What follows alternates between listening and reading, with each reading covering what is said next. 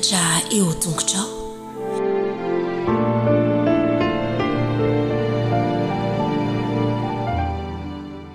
Ampifaliana indray ry mpiara-mianatra namana no loroko ny fiarabananao amin'ity sabata ity. Iaraka merina ny lesona sekoly sabata, lesona faharoa isika.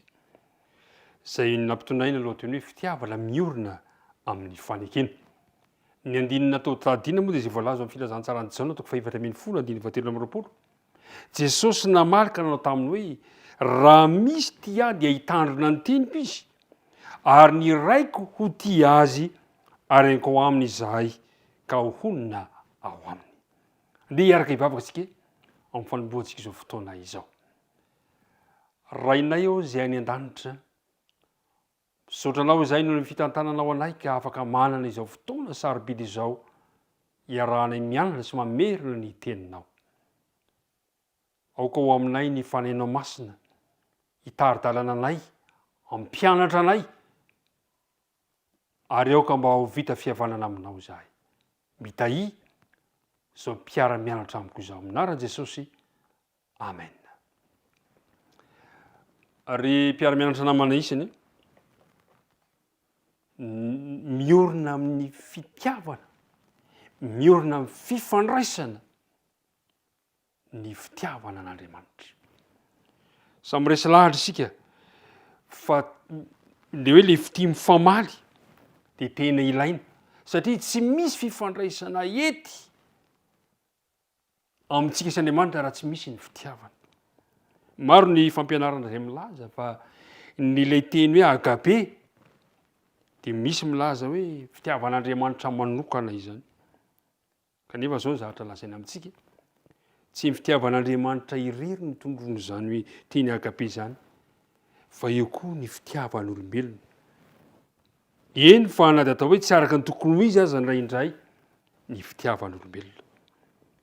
Tahaka izany koa ny teny grika anankiray hoe phileo, dia tsy hoe manondro ny fitiavan'olombelona fotsiny koa, fa manondro ihany koa ny fitiavan'Andriamanitra ny olona.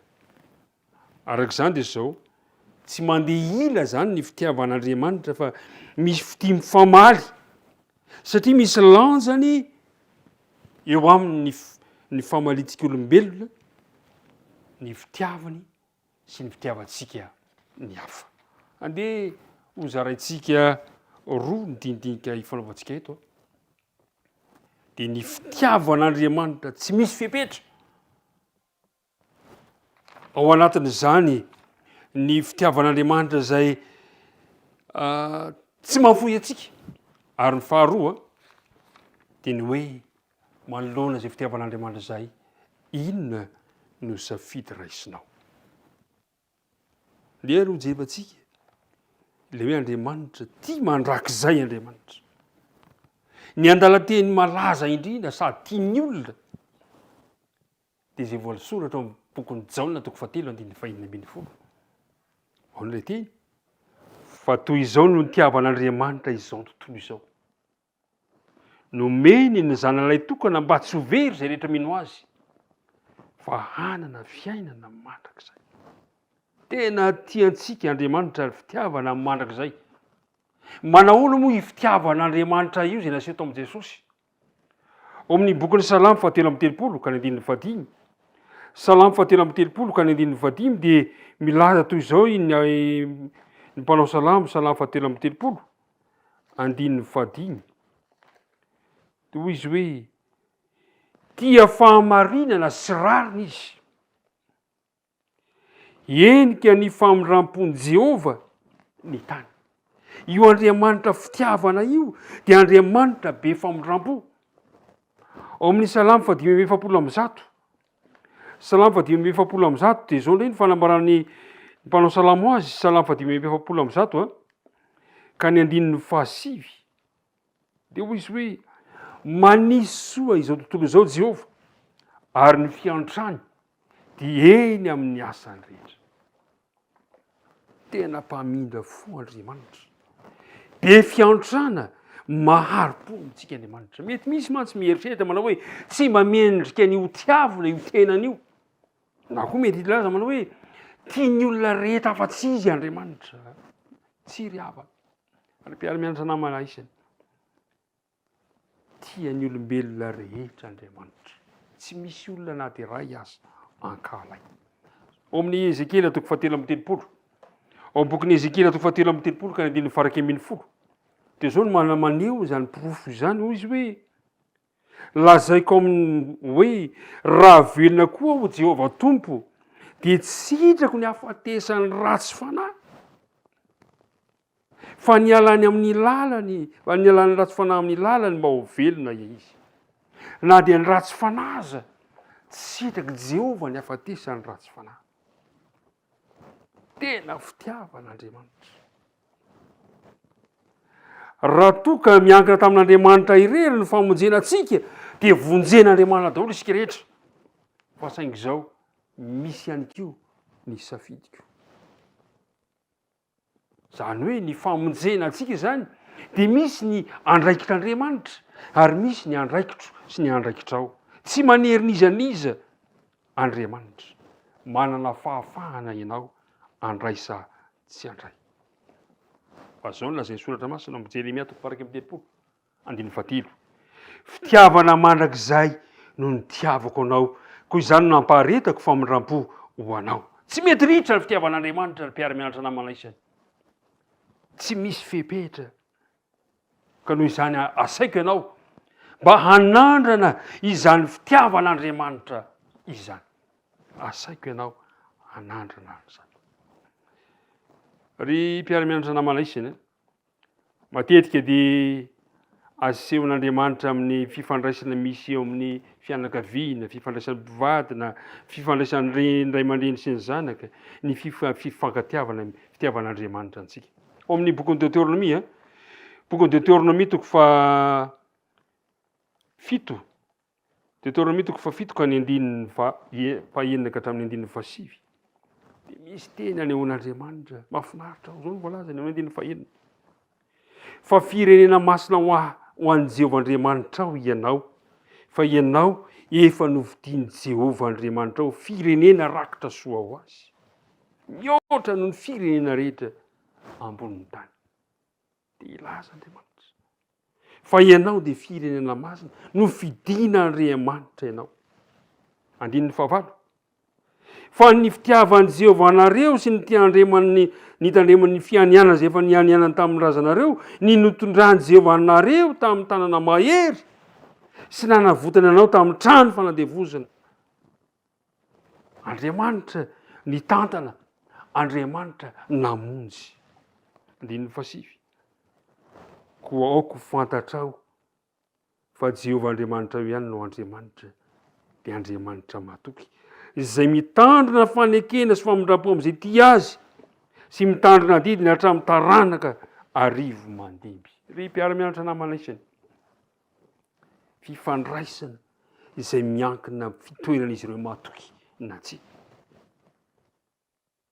mitoetra ho matoky vi aho sa mitoetra tsy matoky aho tsy misy fepetra ny fitiavan'Andriamanitra fa misy fepetra kosa ny fifandraisany amin'ny vahoakany araka ny fanekena averiko ny mandeha tsy misy fepetra ny fitiavan'Andriamanitra fitiavana mandrakizay Andriamanitra tiany olona rehetra Andriamanitra fa misy fepetra kosa ny fifandraisany amin'ny vahoaka araka ny fanekena Andriamanitra mpamindra fo Andriamanitra vonana ny fahatsarany sy fitiavany aminao Andriamanitra ary fitiavana mafiorina no hitiavan'Andriamanitra anao ndao ny jerentsika ny voalaza amin'ny bokin'ny mpanjaka voalohany toko 9 ka ny 17 zao ny fanambaran'ny mpanoratra ny mpanjaka voalohany toko 9 ny 17 hoy Solomona nanao hoe ry Jehovah Andriamanitra ny Israely io tsy misy Andriamanitra tahaka anao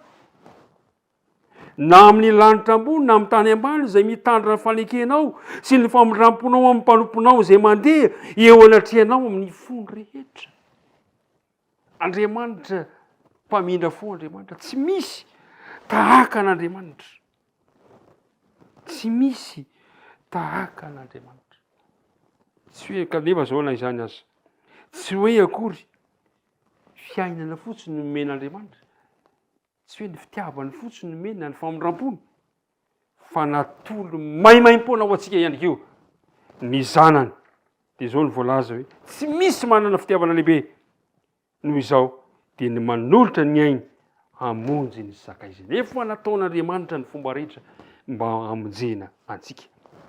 Ry mpiara-mianatra namana, miantso sy manasa ny olona rehetra Andriamanitra mba hanana fifandraisana ety dia ety aminy. Tena miantso antsika Andriamanitra. Ary zay nahatonga azy manao hoe izay manana didoka amin'ny tandrina izany dia izy no tia ary zay tia no tiany ny raiko. Ary zao kosa iseho aminy.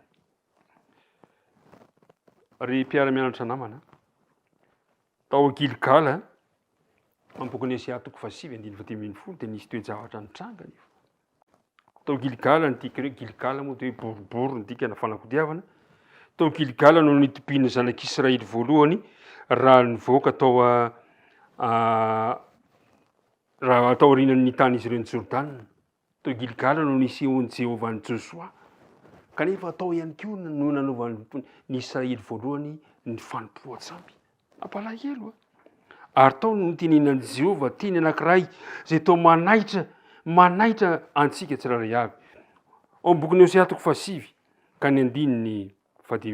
Ao Giligala ny fahotany rehetra. Eny, tao vao nankahalako azy no ny faratsiana nataony dia roahiko hiala am-traniko izy tsy ho tia azy intsony aho.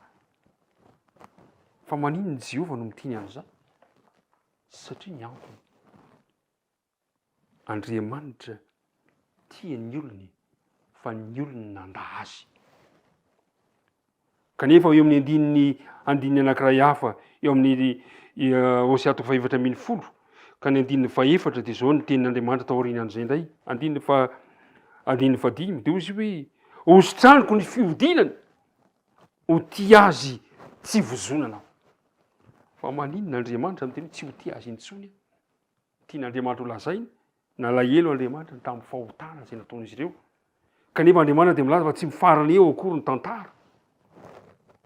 Fa izy ireo no nandà tsy hanaiky ilay fitarihan'Andriamanitra. Ry mpiara-mianatra namana isany, mila manatona an'Andriamanitra isika. Ilay Andriamanitra tia antsika tsy misy fipetra. Mampalahelo mantsy dia betsaka ny olona no manary io tombontsoa omen'Andriamanitra azy io ka mahafoy ny famindram-po zay omena azy. Tadio tsara verimberina matetika fa mandrakizay ny fitiavan'Andriamanitra na dia atao hoe tsy mendrika an'izany fitiavana izany aza isika. Ny fitiavantsika an'Andriamanitra dia setra izay efa nomena antsika na dia tsy mbola mangataka akory azy isika. Na tsy miteny azy ianao na dia tsy mihetsika ninina akory azy dia tianao Andriamanitra. Tadio tsara fa mialohan'ny fitiavantsika ny fitiavan'Andriamanitra. Andriamanitra no efa tiantsika taloha. Satria izy mihitsy no fitiavana, Andriamanitra mihitsy ilay fitiavana. Indray mandeha misy fanoharana izay nataon'i Jesosy amin'ny filazantsara ny Matio 7:20.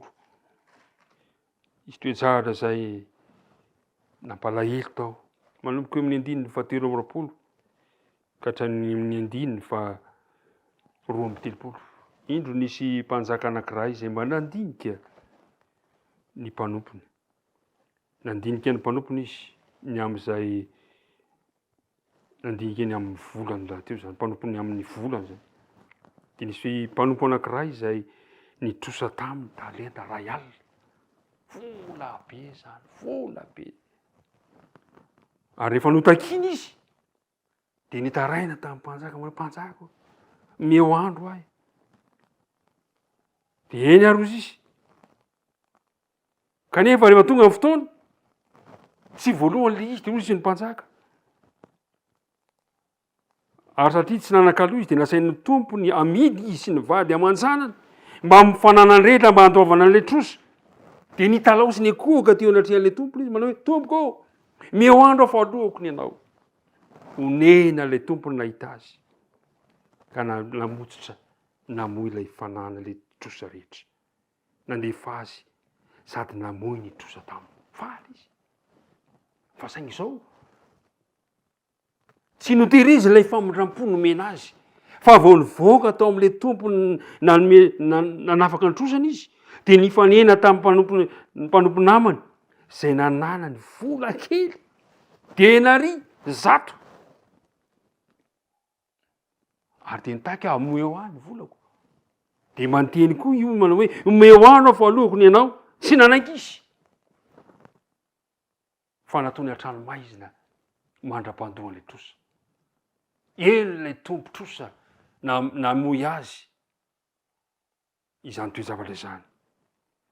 9:30 dia nanam-pahanalain'ny tompo ny rahalehilahy ka noteneny hoe ry mpanompo ratsy fanahy efa nafoko ilay trosa rehetra taminao satria nifona tampoka ianao moa tsy tokony hamindra fo amin'ny mpanompo namanao koa va ianao tahaka namindrakoko taminao dia tezitra ny tompony ka nanolotra azy tany am-babijaly mandra-patohan'ny trosany rehetra.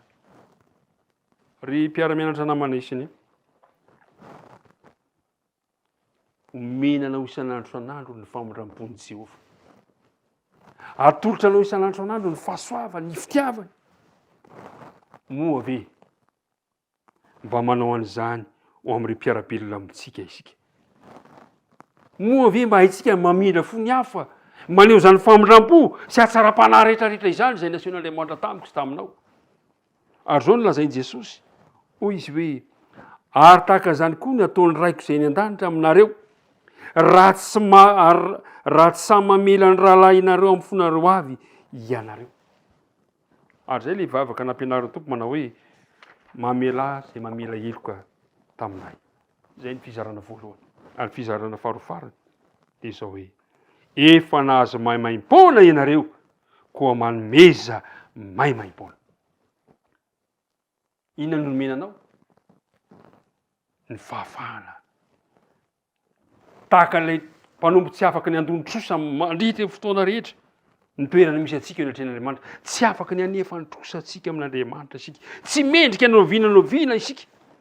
Fa Andriamanitra kosa efa nampiseho ny fitiavany atsika fa fony mbola mpanota isika dia maty hamonjy atsika Jesosy. Fitiavana mahatalanjona izany. Koa satria nomena antsika maimaim-poana izany. Nomena maimaim-poana izany fitiavan'Andriamanitra izany dia mba tokony hizara izany maimaim-poana ianao. Raha tian'Andriamanitra marina tokoa isika ianao dia tokony hanotaratra izany amin'ny fitiavana ny hafa. Zao voalaza amin'ny filazantsarany Jaona 10:10 amarana antsika azy. Jaona 10:10 ka ny 9:12 manao hoe izao no didiko dia ny mba hifankatiavanareo tahaka ny tiavako anareo. 9:14 ianareo no sakaizako raha manao arak'izay anditiako anareo. Raha lasa nambava malala ny mpiara-mianatra isany mitaky fitiavana namana ny fitiavan'Andriamanitra atsika. Tokony dodony ianao hizara ny fitiavan'Andriamanitra anao. Tokony tsy salasala ianao aneo zany amin'ny mpiara-belanao satria efa namondrana fo ianao dia mba tokony mpamindra fo. Efa notiavina ianao ka tokony mba hity ny hafa ihany keo. Ny tompo anie omba anao, omba antsika tsirairay avy. Raha sitrapon'Andriamanitra dia mihaona indray tsika amin'ny manaraka. Andeha hivavaka risika. Andriamanitra rainay tsara indray izay ny an-danitra misotranao izay no fitiavana sy ny famondram-ponao ka afaka nianatra izany teninao izany izahay. Tena resy lahatra izahay fa Andriamanitra fitiavana mandrakizay no nitiavanao anay ary izany fitiavanao izany ihany koa no ampirisianao anay mba hity ny hafa ny famondram-ponao no mba hitianao ihany koa mba hamondrana fo ny hafa izay fanerasera aminay. Dia mitahiny mpiaino rehetra mba hanao fanandramana ny amin'ny fitiavanao izahay ka hainay maneho an'izany amin'ny fitiavana ireo izay manodidina anay. Dia nivavaka tonononay sy angatanay amin'ara Jesosy. Amen.